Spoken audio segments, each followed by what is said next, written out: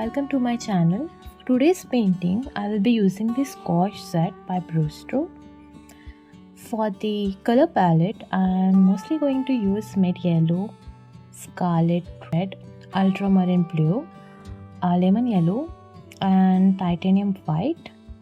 We might use a little burnt sienna later on if the skin tone needs more warmth. So for the brushes, I personally prefer using the flat brushes for most of the painting process because it makes it more easier to block in shapes.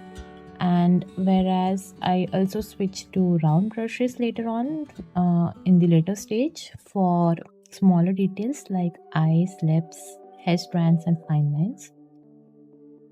For the skin tones, I usually start by mixing a warm yellow with a little bit of red, which creates this soft peachy brown base tone. From there, you can easily adjust it depending on the lighting or the skin depth that you want.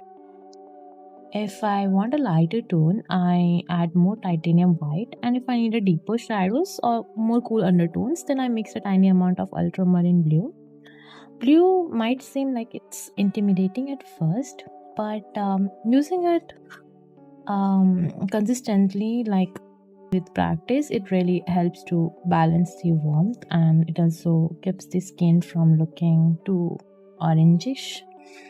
And if at any point the color starts to look muddy or like too grayish, I also like to add a touch of warm yellow or red into the mix to bring the saturation and warmth back to the painting. So that's something that helps a lot in painting portraits. So one thing that I really enjoy about Gouache is how flexible the colors are. You can make tones look more creamy or more opaque, or you can add more layers. It's honestly one of my favorite medium when it comes to portraits or landscapes as well.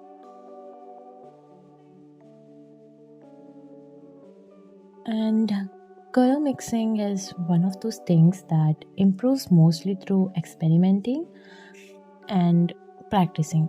Even now, I don't always follow strict formulas. A lot of the mixing comes from my intuition, and you can keep adjusting colors as you go. With gouache specifically, I personally find it very easy to start with the darker areas and the shadows first, then slowly you can keep building towards the lighter tones. Since gouache dries a little differently than how it looks, layering gives you much more control over the final results.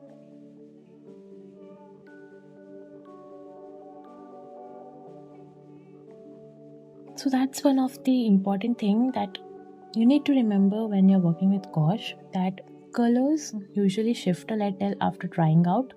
So in most cases, dark colors tend to dry slightly lighter, while the lighter tones can dry a bit darker or with like less vibrant than they initially appear.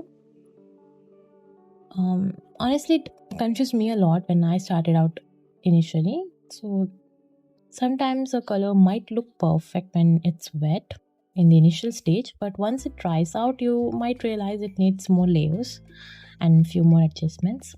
So that's why gouache painting often becomes a process of layering and correcting as you go.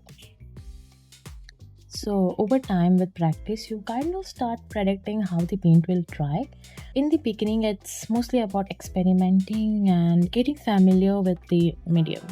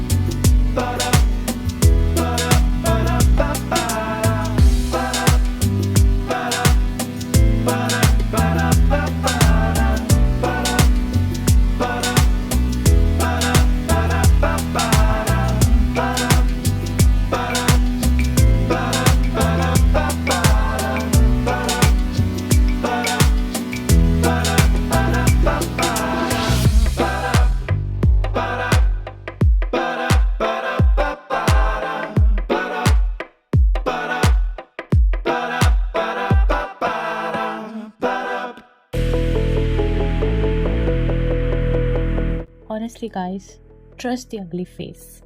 Literally, trust the face. Every painting has that weird stage where everything look messy, weirdly proportioned, flat, or like everything is completely failing. I go through this every time with every painting. That's just a normal part of the process, especially with the portraits. And even if it's bad, you are learning something, you are doing something better than the last time. So keep going. A lot of time the painting only starts coming together after you slowly build the layers. When you deepen the shadows, you add highlights, and you refine the features, little by little it starts making sense. So if your artwork looks strange halfway, please don't panic. Don't give up it. Don't give up on it too early. Just keep going.